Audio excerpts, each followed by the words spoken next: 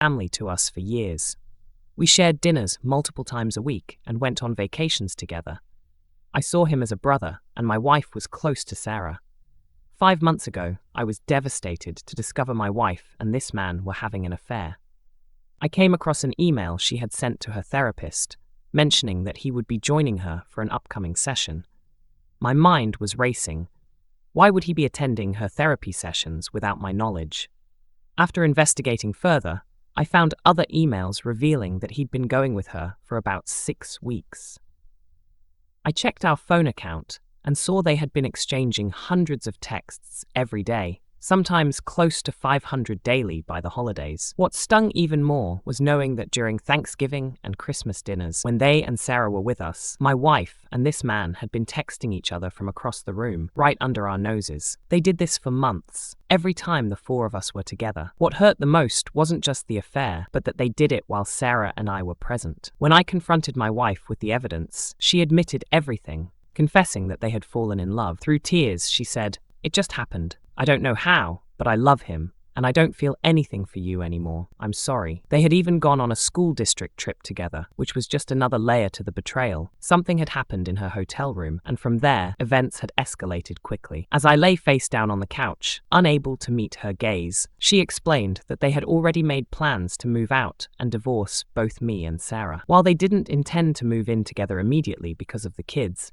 they figured it would likely happen eventually. Supposedly, their therapy sessions were primarily about figuring out how to break the news to Sarah and me as gently as possible, as they claimed to be deeply concerned for our well-being. However, Sarah and I are convinced that they never actually planned to tell us about the affair. Instead, we believe they intended to realize their feelings for one another months later, after inventing another reason to justify divorcing us. My wife moved out 2 months ago, and I'm still utterly shattered. I cry every day. I even cried while writing the beginning of this story. I constantly worry about how this will affect our kids, but I'm also not someone who simply retreats when I've been wronged, especially when I've been wronged so clearly. I couldn't bear the thought that Sarah and I were the only ones suffering, so I began to plot my revenge on both of them. For context, a couple of years ago, the man who wrecked my home ran for a seat on the Board of Education, facing long odds. I helped him with his campaign materials and debate preparation, while my wife, a well-known school district employee, which becomes relevant later, spread the word on his behalf. To our surprise, he won by just a few dozen votes. Being on the board became the centerpiece of his life, and he eagerly joined every committee he could. This involvement became the foundation for his affair with my wife, as they frequently attended school events and meetings together during evenings and weekends. Once I uncovered the affair, I quickly turned my thoughts to revenge, and realized that an extramarital affair between a Board of Education member and a school district employee wasn't just immoral, but potentially against district policy, and at the very least, terrible optics. To make things worse for them, my wife was in the running for an administrative position that came with a significant pay raise. It was common knowledge that she was practically guaranteed the job, especially after earning her master's degree in school administration at the urging of both her principal and the superintendent. I had plenty of evidence. Texts where they both admitted to the affair, phone records showing they were texting hundreds of times a day, and emails to and from their therapist. I considered sending all this evidence directly to the board and superintendent, but worried that, as the betrayed spouse, my credibility might be questioned. Instead, I created a fictional, enraged friend who, I claimed, was planning to attend the next board meeting and publicly expose the affair. I told my wife I'd tried to calm this person down, but couldn't guarantee they wouldn't show up and shame them both. As I anticipated, this led the other man to believe his only option was to confess the affair to the board himself before it could become public. Following his confession, the superintendent, who was a longtime friend of both my wife and him, recommended he resign, which he did. According to Sarah, he was utterly humiliated, barely leaving bed for days afterward. Once word of the affair and his resignation spread, the superintendent, clearly emotional, contacted my wife and tearfully informed her it was deemed no longer politically appropriate for her to be promoted to an administrative position within the district. The role that had been lined up for her was ultimately filled by an outside candidate, which caused confusion and sparked rumors throughout the district, as it was widely expected that she would get the job. The day after she learned she wouldn't be getting the promotion, despite our crumbling marriage, my wife and I took our son out for breakfast on his birthday. During the meal, A parent came by to congratulate her on her new role. She thanked them, but soon excused herself to cry in the bathroom. I let things calm down for a couple of weeks, and just before my wife moved out, I revealed my secret. There had never been a furious friend threatening to expose them. It was me. Word of all this has spread throughout our small town, where my wife has worked for nearly 20 years and where the homewrecker grew up. My wife refuses to discuss how things are going at work now, but I've heard from others in the district that her previously spotless reputation has taken a significant hit. As for the homewrecker, once a sociable, outgoing figure at neighborhood events and local pubs, he's all but disappeared, rarely coming outside except to mow his lawn. He's moving into a modest townhouse soon, the best he can afford due to the heavy child support payments he'll owe his wife. Despite the public humiliation, both he and my wife claim they're still trying to make things work between them. I wish them luck with that. I'm sure showing their faces around town will be a real joy. The best part of all this? The revenge. The consequences I enacted didn't really impact the kids. Homewrecker has a full-time job, and being on the Board of Education was more of a hobby and passion for him, so losing that position didn't affect his income. As for my wife, she's been reassured that if she wants to pursue an administrative position in another district, she'll still receive glowing letters of recommendation from her superintendent and principal. Although this would mean giving up many of her work relationships, I suspect she'll make the move sooner rather than later, given the damage to her reputation. For now, not taking the administrative role means she still gets summers off to spend with the kids.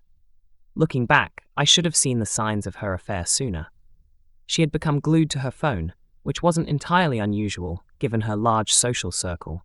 Though, in hindsight, I was blind. Not only was her constant texting suspicious, but her growing closeness with homewrecker was making me uncomfortable.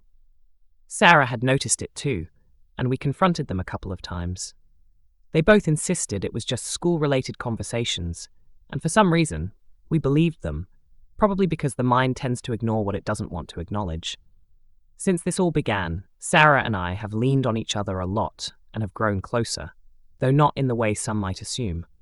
Without that support, dealing with all of this would have been so much harder. If I didn't have her to lean on, I don't know how I'd manage, and she says she feels the same about me. We're both going through essentially the same situation with the same people involved. After all, the homewrecker still hasn't moved out. Once he does, we plan to start getting the kids together more frequently, like they used to. Of course, it'll never be exactly the same. She already comes over with the kids sometimes, but it's hard with the homewrecker constantly living right across the street. It's been 3 years, and what a strange few years it has been. When I posted the original story, I was obviously in a terrible place. In fact, things got even darker for a while after that. A few months after moving out, my ex started bringing the homewrecker around our kids, and that was incredibly tough for me to handle.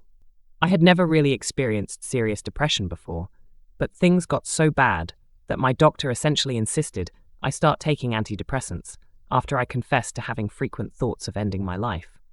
I should mention that this next part is quite dark. I had a very specific plan and everything I needed to follow through. The only thing that gave me any sense of relief was knowing that if life became too unbearable, I had a way out. Things got really bad, but I'm still here. Thankfully, I no longer think about that option. Eventually, I hesitantly dipped my toe into online dating. After a few short-lived connections that didn't go anywhere, I was surprised to actually meet someone. Next month, we'll have been together for 2 years. She's absolutely amazing. We don't live together, and for now, we're both fine with seeing each other a few times a week. Would I love to see her more? Sure, but for now, this works for us. Am I ready to live with someone again and blend our families like the Brady Bunch? I'm not sure yet. For now, we're having a lot of fun together, and that's more than enough for me. As for my ex and homewrecker, they're still together, but there seems to be trouble in paradise. My kids say they barely see him anymore, and they don't like him at all, preferring to avoid him when he's around. Interestingly, when this all started, my ex seemed confident they'd be living together soon, but that still hasn't happened, and as far as I know, there are no plans for it. They did buy a boat together, which I find hilarious, Sarah took a while to fully accept that her marriage was over, but once she did, she handled it admirably. She threw herself into home improvement projects, remained the amazing mom she's always been, and even started a friends with benefits relationship, which, in her words, is all she wants right now. She's been seeing a nice, funny guy for almost 2 years, and we still hang out occasionally, especially when my pool is open in the summer. We're not as reliant on each other as we were at first, but we remain close friends. There's still nothing romantic between us, and I'm glad because I wanted our relationship to stay platonic. A bond between friends who helped each other through a tough time without complicating things with romance. Max left the school district she was working for and took a job in a neighboring one. As for Homewrecker, I have no idea what he's up to, and I really don't care. I rarely see him, except at the occasional school event. For a while, I was worried that if he looked at me the wrong way, I might lose it and end up in jail for knocking him out in an elementary school cafeteria or something. But now, I just don't care about him enough for that to even be a concern. Overall, life is okay right now. I do miss being a family, and I still have nightmares about everything that happened. Sometimes, intrusive thoughts creep in, and I've started falling asleep to audiobooks just to keep them at bay. Even with that, I still struggle to sleep at times. But my girlfriend is amazing, and I have an incredibly supportive family. I actually officiated my sister's wedding a couple of months ago. Plus, I have a big dog who needs lots of walks, which has been a huge help for me on so many levels. Thanks for listening, and if you enjoy stories like this, feel free to subscribe for more.